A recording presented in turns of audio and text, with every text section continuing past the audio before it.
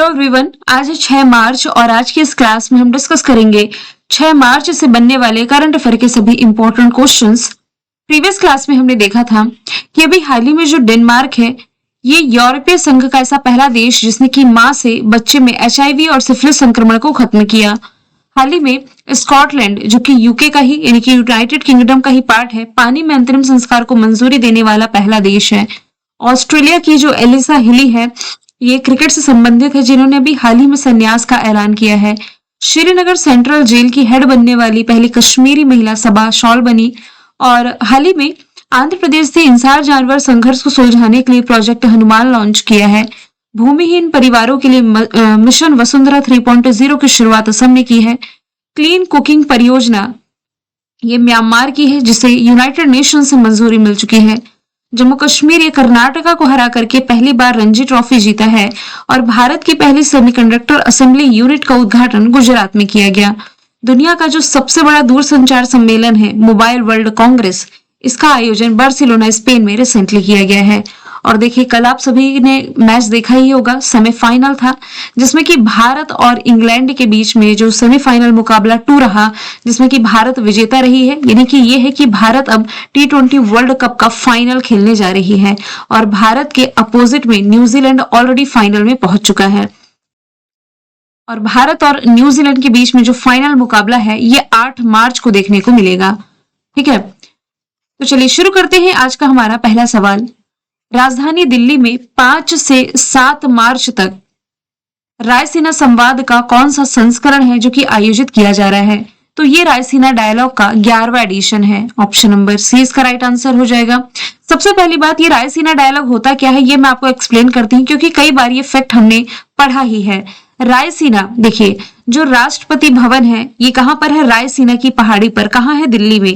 ये जो टर्म लिखा हुआ है रायसीना संवाद, ये भारत के नई दिल्ली में वर्ष 2016 से होता आ रहा है रायसीना की पहाड़ियों पर।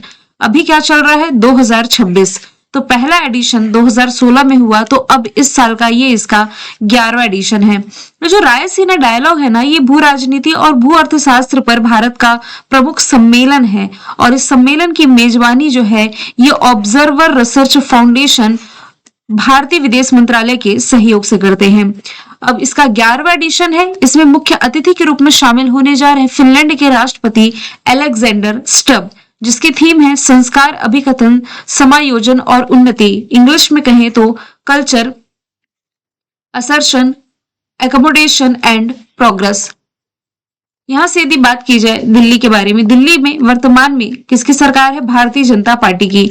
और यहाँ के जो मुख्यमंत्री हैं, इनका नाम हो जाएगा रेखा गुप्ता। दिल्ली जो है इस साल badminton world federation BWF championship की मेजबानी करने जा रही है। इसके अलावा यहाँ पर आप इंडिया गेट की लोकेशन पढ़ते हैं। कुछ मैं आपको स्टैटिक जीके का पार्ट बता रही हूँ, जबकि गेटवे ऑफ इंडिया ये आप पढ़ेंगे मुंबई में। लॉर्ड हार्डिंग के समय में दिल्ली देश की राजधानी बना था। 1911 में प्रस्तावित हुआ था, लेकिन 1912 में बना था।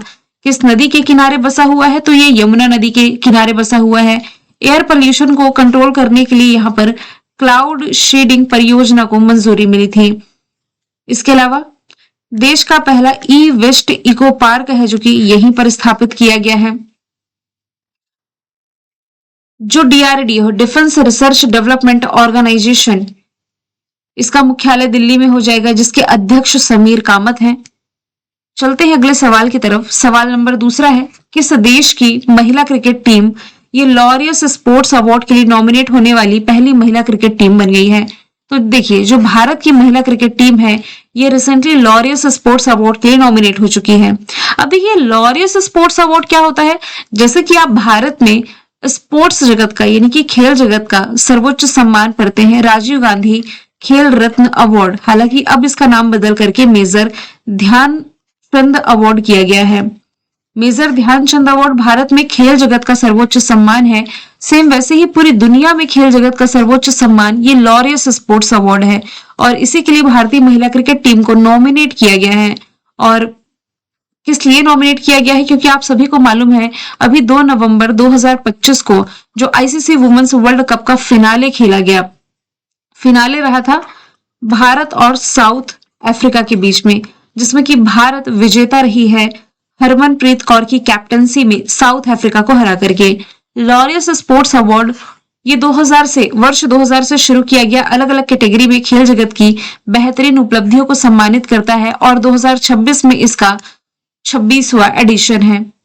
सवाल तीसरा है, हाल ही में संपूर्ण भारत में अस्मिता एथलेटिक्स लीग की घोषणा किसके द्वारा की गई है? तो आंसर इसका हो जाएगा रक्षा निखिल खड़से के द्वारा। ये है कौन? तो युवा मामले और खेल राज्य मंत्री है रक्षा निखिल खड़से।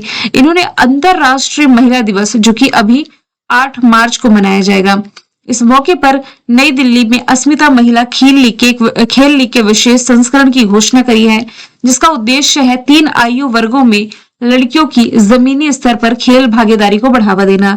अब ये 3 आयु वर्ग है क्या, ये हम समझते हैं। सबसे पहले जान लेते हैं अस्मिता की फुल फॉर्म क्या है। फुल फॉर्म है achieving sports milestone by inspiring women through action. अब देखिए ये तो इसकी फुल फॉर्म हो गई। अब इसके माध्यम से ना देश भर में 250 स्थानों पर एथलेटिक्स प्रतियोगिताओं का आयोजन करेगी, जिसमें कि कई तरीके के खेल शामिल होंगे। जिसमें कि क्या लिखा हुआ है कि 3 आयु वर्ग में लड़कियों की भागीदारी को बढ़ावा दिया जाएगा। 3 आयु वर्ग मतलब एक तो अंडर 13 वर्ष से कम उम्र की एथलीट इसमें पार्टिसिपेट करेंगी, एक 13 से 18 साल की कैटेगरी है और एक है 18 साल की कैटेगरी। इन तीनों ही कैटेगरी की शुरुआत यहाँ पर की जाएगी। अब देखिए ये जो अस्मिता लीग है ना, अस्मिता लीग बेसिकली महिलाओं की भागीदारी खेलों में बढ़ाने के लिए शुरू की गई पहल है और इसी के लिए एथलेटिक्स लीग की घोषणा कर दी गई है। नेक्स्ट चलते हैं। अच्छा देखिए स्पोर्ट्स का डिस्कशन आया है, थोड़ा आप ये भी रिलेट कर सकते हैं कि भारत में जो नेशनल स्पोर्ट्स डे है, राष्ट्रीय खेल दिवस, ये मनाया जाता है अगस्त महीने की 29 तारीख को मेजर ध्यानचंद के सम्मान में, जबकि जो इंटरनेशनल स्पोर्ट्स डे है ये आप पढ़ते हैं 6 अप्रैल को। अगला सवाल है, किस देश ने ईरान के खिलाफ ऑपरेशन एपेक फ्यूरी की शुरुआत करी है? तो देखिए ईरान के खिलाफ अभी हाल ही में इजराइल और अमेरिका दोनों ने ही मिलकर के एपेक फ्यूरी ऑपरेशन चलाया है और इस अभियान के पहले ही दिन ईरान की राजधानी जो है तेहरान, यहाँ पर एक बड़े हमले में ईरान के जो सर्वोच्च नेता रहे हैं अली खामनेई, उनके आवास पर ही मारे गए हैं। अब देखिए कुछ मूल रूप से ऑपरेशंस मैं आपको बता देती हूँ जो हाल फिलहाल हमने पढ़े हैं। पाकिस्तान ने अफगानिस्तान के खिलाफ जो कार्रवाई की, इसका नाम ऑपरेशन गजब लिल हक है। सिक्किम में भारी बर्फबारी के कारण फंसे पर्यटकों को बचाने के लिए भारतीय सेना ने ऑपरेशन हिमराहत चलाया। ऑपरेशन सत्र की शुरुआत दिल्ली पुलिस ने हथियारों की शेयरिंग और ऑनलाइन गलत भाषा के इस्तेमाल से निपटने के लिए चलाया। ऑपरेशन सिंधु और स्वदेश दोनों ही ऑपरेशन भारत ने ईरान में चलाए थे, लेकिन ऑपरेशन सिंधु ये जून 2025 में चलाया और ऑपरेशन स्वदेश ये जनवरी 2026 में। ऑपरेशन इंद्रावती हैती में, ऑपरेशन अजय इजराइल में, ऑपरेशन कावेरी सूडान में, ऑपरेशन गंगा यूक्रेन में, ऑपरेशन राहत की शुरुआत यमन में की गई थी। सवाल 5वां है, अलेक्जेंडर स्टब किस देश के राष्ट्रपति हैं जो कि दिल्ली में आयोजित होने वाले 11वें रायसीना डायलॉग 2026 में मुख्य अतिथि होंगे? तो रायसीना डायलॉग के बारे में क्वेश्चन नंबर 1 में हमने पढ़ ही लिया है, तो ये है फिनलैंड के राष्ट्रपति। इस क्वेश्चन को अलग से मैंने एमसीक्यू फॉर्मेट में ऐड किया है क्योंकि कई बार ये मुख्य अतिथि से सवाल पूछा जाता है, जैसे कि रिपब्लिक डे के मौके पर मुख्य अतिथि कौन थे, या प्रवासी भारतीय दिवस के मौके पर या सम्मेलन के मौके पर मुख्य अतिथि कौन थे, तो वैसे ये क्वेश्चन का पार्ट बन सकता है। फिनलैंड के जो राष्ट्रपति है अलेक्जेंडर स्टब, ये मुख्य अतिथि रहे हैं। तो फिनलैंड को आप मैप के थ्रू देख सकते हैं, यूरोप महाद्वीप का एक देश है जिसकी कैपिटल हेलेंस्की और करेंसी यूरो है, ऑफिशियल लैंग्वेज फिनिश और स्वीडिश है। 2025 का एक इंपॉर्टेंट इंडेक्स आप रिलेट कर सकते हैं, खुशहाली सूचकांक, यानी कि ग्लोबल हैप्पीनेस रैंकिंग की यदि बात की जाए तो खुशहाली सूचकांक 2025 में लगातार 8वें वर्ष दुनिया का सबसे खुशहाल देश फिनलैंड है। अब आपको बताना है कि भारत की रैंकिंग इसमें क्या रही है, क्योंकि अब लगभग 8 से 10 दिनों बाद मतलब 20 मार्च के आसपास जब वर्ल्ड हैप्पीनेस डे मनाया जाएगा तब ये रैंकिंग चेंज हो जाएगी। फिलहाल आपको बताना है कि 2025 वाले रैंकिंग में भारत किस स्थान पर है। लास्ट ईयर जो जारी किया गया था प्रेस फ्रीडम इंडेक्स, इसमें नॉर्वे टॉप पर था। एनर्जी ट्रांजिशन इंडेक्स में स्वीडन टॉप पर है। करप्शन इंडेक्स में डेनमार्क टॉप पर है। और यदि आप मैप के थ्रू थोड़ा नोट डाउन करें तो ये बाल्टिक सी की लोकेशन आप देख पा रहे हैं। बाल्टिक सी के किनारे स्थित जो 3 कंट्री हैं एस्टोनिया, लातविया, लिथुआनिया, यही कहलाती है बाल्टिक कंट्रीज। कंफ्यूज नहीं होइएगा, बाल्कन कंट्रीज अलग है और बाल्टिक कंट्रीज अलग है। तो एस्टोनिया, लातविया, लिथुआनिया ये इसके एग्जाम्पल है। क्योंकि आपके एग्जाम में ना 4 ऑप्शंस दे करके पूछा जाता है कि निम्नलिखित में से कौन सी बाल्टिक कंट्रीज नहीं है, तो जो है वो आपको मालूम होना चाहिए। अगले सवाल की तरफ चलते हैं। मीठे पानी के बाढ़ वाले मैदानी इलाकों में फिशिंग कैट का सबसे अधिक आबादी वाला जो भारत का टाइगर रिजर्व है ये कौन है? तो आंसर इसका हो जाएगा काजीरंगा टाइगर रिजर्व। इसकी लोकेशन है कहां पर? तो ये असम में है। मूल रूप से ये एक सिंग वाले गैंडे के लिए फेमस है। तो फरवरी 2026 में हुए पहले वैज्ञानिक सर्वे के अनुसार काजीरंगा टाइगर रिजर्व असम में 57 फिशिंग कैट दर्ज किए गए हैं। उत्तर प्रदेश के किशनपुर टाइगर सेंचुरी में 35, दुधवा में 51 और पीलीभीत में 14 से 17, साथ ही कटेरनिया घाट वन्यजीव अभ्यारण्य में 12 से 17 फिशिंग कैट है। आंकड़ों पर नजर डालें तो सिर्फ इतना रिलेट कर सकते हैं कि सबसे अधिक कहां पर है? असम में काजीरंगा टाइगर रिजर्व में। वाल्मीकि टाइगर रिजर्व कहां पर है? मध्य प्रदेश बिहार में। यहाँ पर 6 से 7 हैं। तो बिहार वाले स्टूडेंट याद रख सकते हैं। फिशिंग कैट ना ये मुख्य रूप से वेटलैंड्स में रहती है और विलुप्त प्राय प्रजातियों में शामिल है। दुर्गावती टाइगर रिजर्व मध्य प्रदेश में है। वाल्मीकि की लोकेशन बिहार में है। तो Pilibhit, Ranipur wild life sanctuary, Amargarh, Dudhwa tiger reserve ये सभी आप उत्तर प्रदेश से रिलेट करेंगे। इसके अलावा मध्य प्रदेश में कान्हा, पेंच, पन्ना, माधव, सतपुड़ा वन विहार, फौजिल, दुर्गावती टाइगर रिजर्व ये सभी आप रिलेट कर सकते हैं। सवाल 7वां है। WHO के द्वारा विश्व श्रवण दिवस यानी कि वर्ल्ड हेरिंग डे ये कब मनाया जाता है? तो जिस दिन विश्व वन्य जीव दिवस मनाया गया यानी कि मार्च महीने की 3 तारीख को वर्ल्ड हेरिंग डे मनाया गया है। इस बार की थीम है कम्युनिटी से क्लासरूम तक सभी बच्चों के लिए हेयरिंग केयर, यानी कि from communities to classrooms hearing care for all children. दुनिया भर में बहरेपन को लेकर के अवेयरनेस फैलाने के लिए दिवस मनाया जाता है। पहली बार WHO ने दिवस 2007 में मनाया था और वर्ष 2016 में कान देखभाल दिवस का नाम बदल करके विश्व श्रवण दिवस किया गया। अब WHO इसे मनाता है तो वर्ल्ड हेल्थ ऑर्गेनाइजेशन इसकी फुल फॉर्म है। 7 अप्रैल 1948 फॉर्मेशन ईयर, जेनेवा स्विट्जरलैंड में हेडक्वार्टर है, टेड्रोस अदानोम हेड है। अगला क्वेश्चन है। राष्ट्रवादी कांग्रेस पार्टी यानी कि नेशनलिस्ट कांग्रेस पार्टी का राष्ट्रीय अध्यक्ष किसे चुना गया है? तो अभी हाल ही में जो सुनेत्रा पवार है ये रिसेंटली एनसीपी की राष्ट्रीय अध्यक्ष चुनी गई हैं, जो कि महाराष्ट्र की उप मुख्यमंत्री भी हैं, डिप्टी सीएम भी हैं और स्वर्गीय अजीत पवार की पत्नी है, जो अभी हाल ही में हेलीकॉप्टर क्रैश में मारे गए थे। अजीत पवार का 28 जनवरी को पुणे जिले के बारामती में प्लेन क्रैश से मौत हो गई थी और उस वक्त वह महाराष्ट्र के डिप्टी सीएम थे और इन्हीं का पद जो है इनकी वाइफ सुनेत्रा पवार को दिया गया है। अब यहां से ये पार्टी जो है एनसीपी, नेशनलिस्ट कांग्रेस पार्टी, इसके बारे में यदि हम डिस्कशन करें तो भारतीय राष्ट्रीय कांग्रेस से ही अलग हुई है। जिससे भारतीय राष्ट्रीय कांग्रेस की स्थापना की गई थी 1885 में, 1885 में।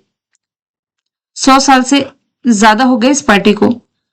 तो नेशनलिस्ट कांग्रेस पार्टी ये भारतीय राष्ट्रीय कांग्रेस से ही अलग होकर के बनी पार्टी है। इसमें जो शरद पवार रहे हैं, पीए संगमा और तारिक अनवर, इन्होंने 1999 में यानी कि 1999 में राष्ट्रवादी कांग्रेस की स्थापना करी थी और उसी के अध्यक्ष सुनेत्रा पवार बनी है। नितिन नवीन ये भारतीय जनता पार्टी के अध्यक्ष हो जाएंगे और मल्लिकार्जुन खड़गे ये कौन है? तो देखिए ये भारतीय राष्ट्रीय कांग्रेस के वर्तमान समय में अध्यक्ष हैं और राज्यसभा के विपक्ष नेता भी हैं। आगे चलते हैं।